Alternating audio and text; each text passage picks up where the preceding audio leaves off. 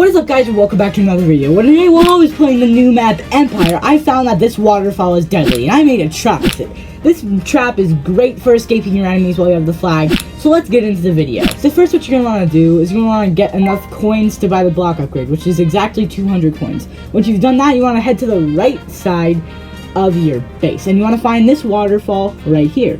Once you have, build this little 3-block bridge right here to the waterfall and make this 3x3 platform. Once you've done that, build the walls up, and you're pretty much already done with the trap. Now you can just place these little safety blocks on the sides right here, if you want to. And yes, before you guys yell at me in the comment section below, this waterfall does kill you. I know that the replay is broken, but here's the proof. As you can see, this is my teammate, meaning that I cannot hit him.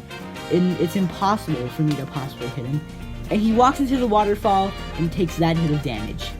That insta-killed him. Try it for yourself. But yeah, with that being said, let's get into the montage.